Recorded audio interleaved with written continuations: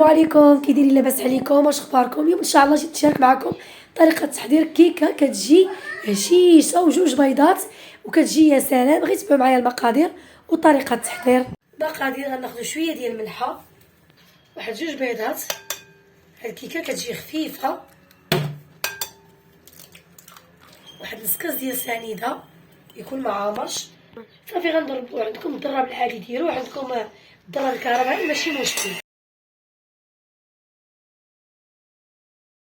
هاد الباس ضربناه. غنديرو نص كاس ديال الزيت. صافي غنضربو.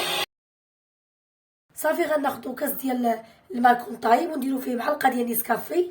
ها هي يكون طايب وغتخلطو بشويه بشويه. هاتي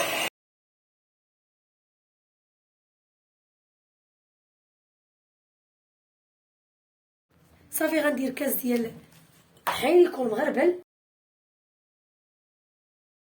واحد جوج ساشيات ديال الكاكاو باش يعطيكم اللون يكون مزيان. هذا من نوع ممتاز. صافي وغنزيدو داك نص كاس. غنديرو داك نص كاس ديال الطحين، هي جوج كيسان. واحد جوج ساشيات ديال الخميره،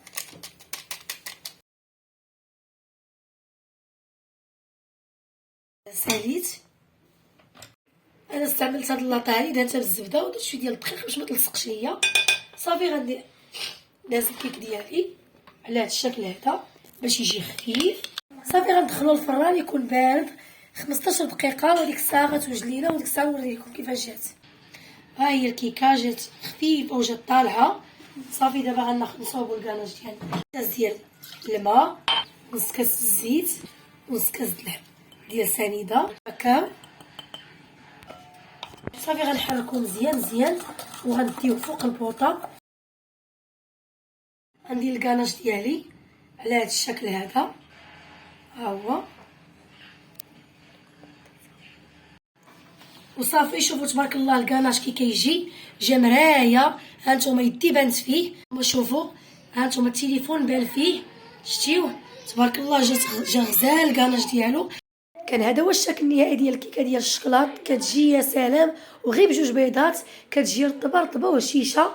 وشكرا لكم التعاليق ديالكم الزوينه، وبسلامه عليكم الى فيديو اخر.